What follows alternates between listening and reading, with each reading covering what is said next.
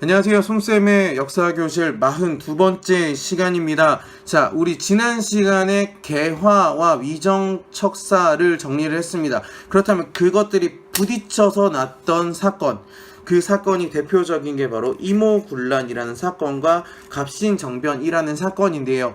이 사건에 대해서 어떻게 흘러갔고 그로 인해서 조선이 어떻게 또 변화해 갔는지 1880년대의 대표적인 사건, 이 두 사건을 한번 정리를 한번 해보도록 합시다. 자, 여기 보시면은 구식군인과 재물포조약, 그리고 우정총국과 텐진조약, 각각 이모군란과 관련된, 갑신정변과 관련된 키워드들인데요. 이것들이 어떻게 의미가 되어 있는지 보도록 할게요. 인트로에서는 우리 지난 시간에 배웠던 개화와 위정척사에 대해서 여러분들이 정리를 다시 한번 해보고요. 이모군란부터 한번 시작해 보도록 하겠습니다. 자, 이모군란 같은 경우에는 강화도 조약을 맺고 나서 일본이 경제적으로 침략을 해요. 우리 조일수 조규 또는 통상쟁정을 통해서 보면은 일본이 양곡에 대한 무제한 유출이 가능했었죠. 그러다 보니까 먹을 게 없어요. 조선 사람들이 쌀값은 폭등하고 그러다 일본은 싫어해. 게다가 민씨정권은 부패하기 짝이 없어. 왜? 자기들 먹고 살기 바쁘거든. 그러다 보니까 기존에 있던 구식군에 대한 차별이 엄청나게 심해진다라는 겁니다. 왜? 이에 반해서 개화 정책을 실시하기 위해서, 그렇죠, 우리 별기군도 있었죠. 이 별기군과 차별을 엄청나게 심하게 하는 거예요. 대표적으로 이 구식군인들의 13개월치의 봉급이 밀려납니다. 그러면서 별기군에게 굉장한 많은 투자를 하게 되는 거죠. 13개월 동안 월급이 없다고 생각을 해보세요. 어떻게 먹고 살까요?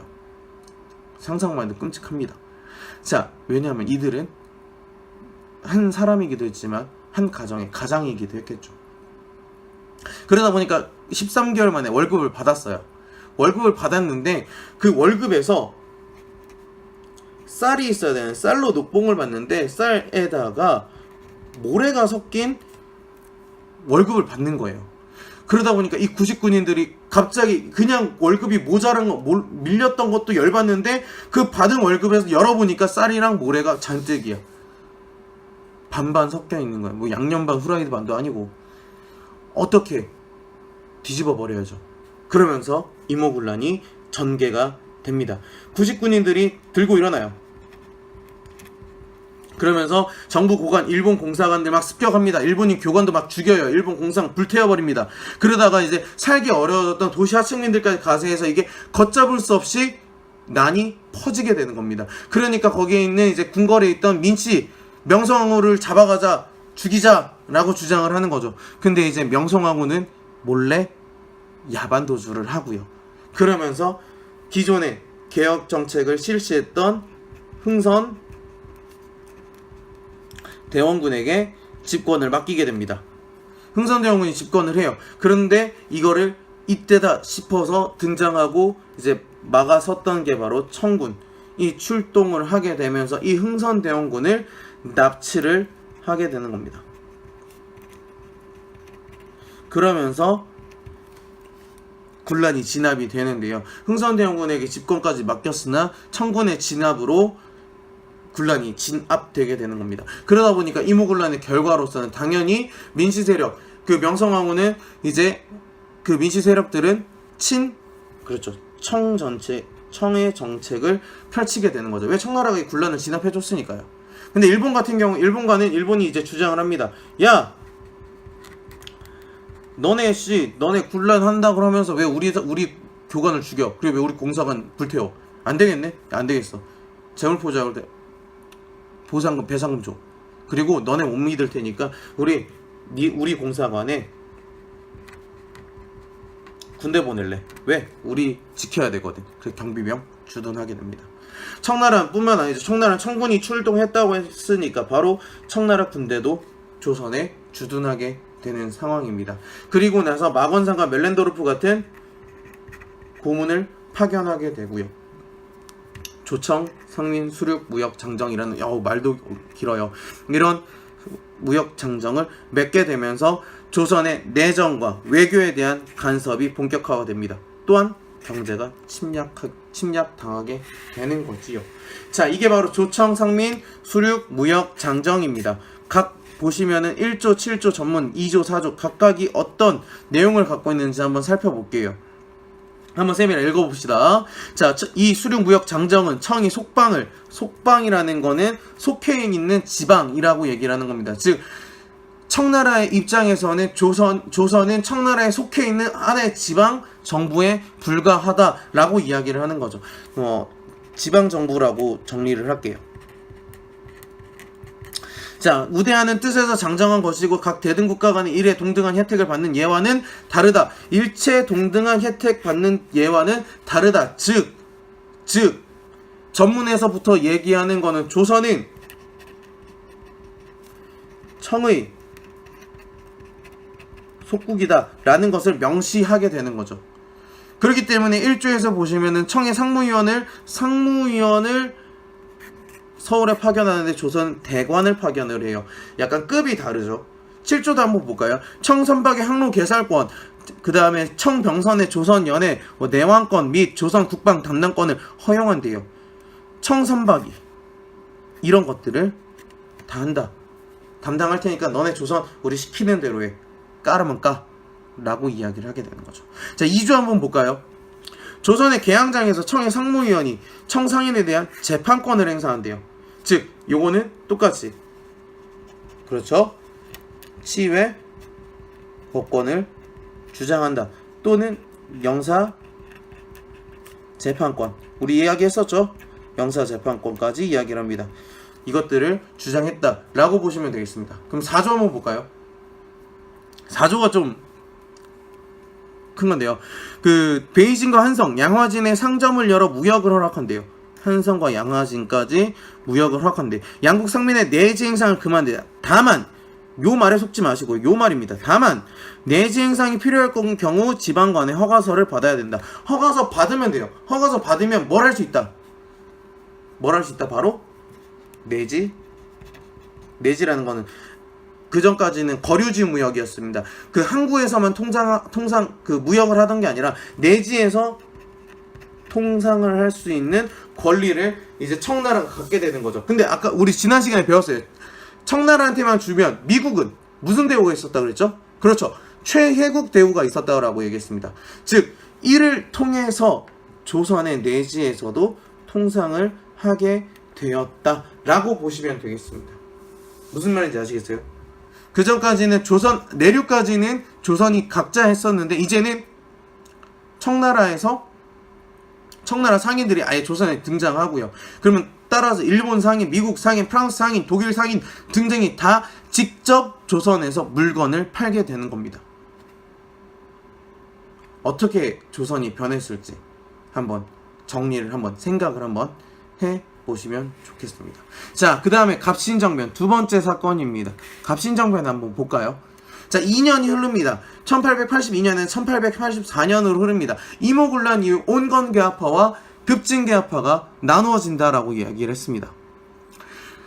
국내에서는 청나라가 내정 간섭을 심하게 하게 되고요. 그리고 민씨정권이 친청 정책을 이어가다 보니까 개화 정책은 지연될 수밖에 없습니다. 그래서 일본에게 차관을 도입해서 우리가 개화를 하겠다라고 주장을 하지만 이 차관 도입마저, 차관이라는 건 돈을 빌려오는 거죠.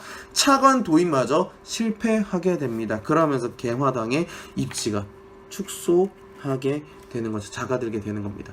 국외에서는 청나라가 프랑스와 전쟁을 하게 됩니다. 그럼 조선에 있던 청군의 절반이 철수하게 되고 누구만 남아요? 그렇죠. 일본군만 남게 됩니다.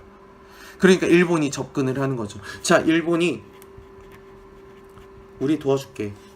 너네 개화해, 개혁해. 일본식대로. 그럼 우리 일본이 지원해주겠다. 라고 이야기를 하는 거죠. 그거에 따라서 갑신정변이 일어나게 되는 겁니다. 언제냐? 바로 우정국. 지금으로 따지면 우체국입니다. 우체국이 만들어져서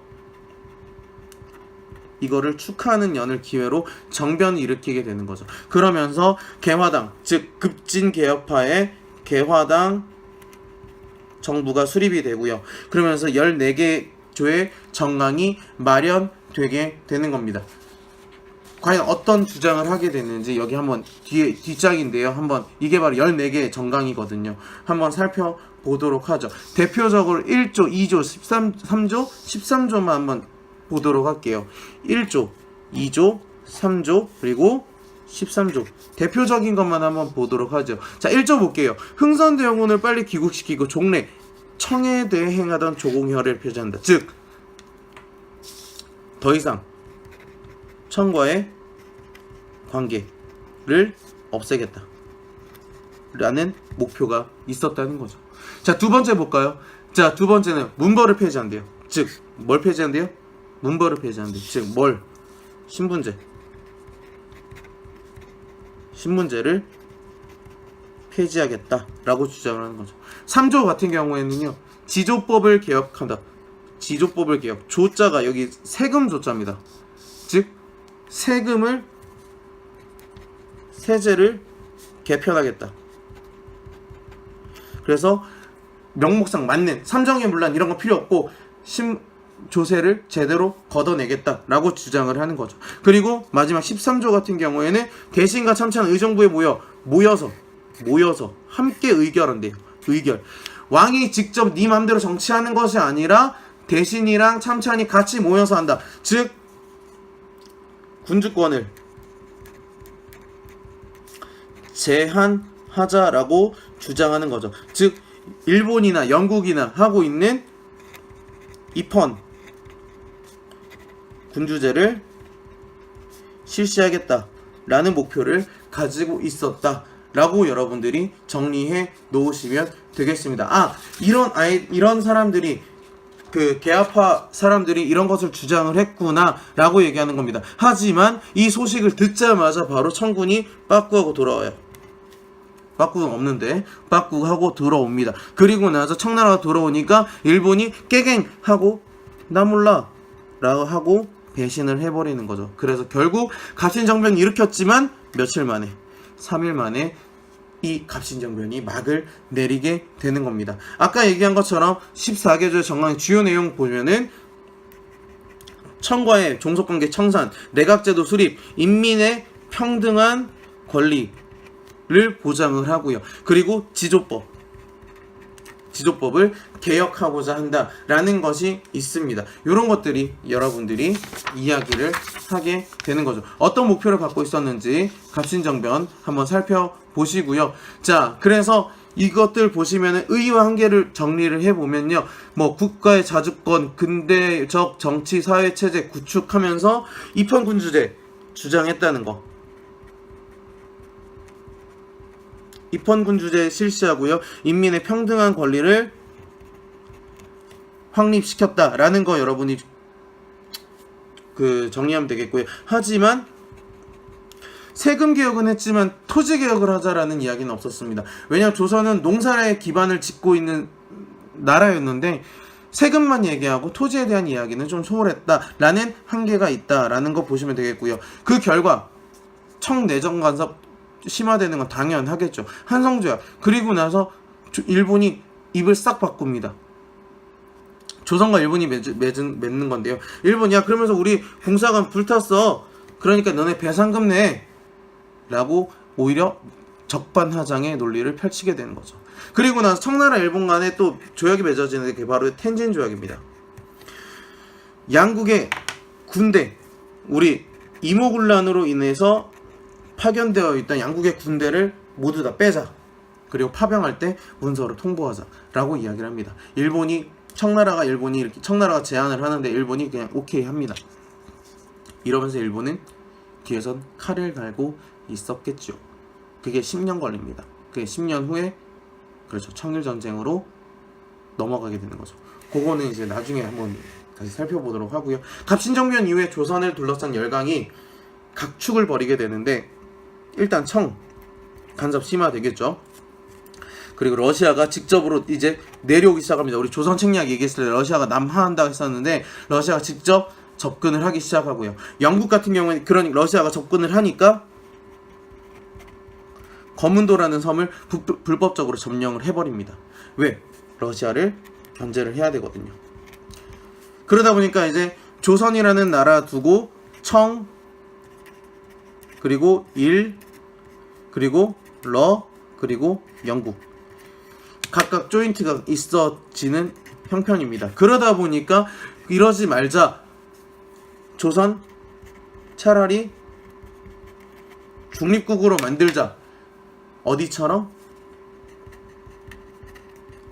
스위스 같은 영세 중립국. 스위스도 보면은 왼쪽에 뭐 프랑스, 독일, 이탈리아 사이에서 있는데 스위스는 중립국이거든요. 그런 것처럼 조선도 중립국화 시키자라고 이 육일준이 그리고 또는 부들러가 주장을 하는 겁니다. 이 육일준의 중립론도 여러분이 정리를 한번 읽어보시고요. 내용이 좀 많습니다. 오늘 좀 내용이 많아서 시간이 길어졌는데 그만큼 이 이모군란이라는 사건과 갑신정변이라는 사건이 떼려야 뗄 수 없는 1880년대에 가장 중요했던 사건이었음을 여러분이 기억해 주셨으면 좋겠습니다. 각각의 흐름 그리고 그로 인해서 어떤 결과가 있었는지 여러분이 정리를 해 보시면 될 것 같습니다. 수고 많았습니다.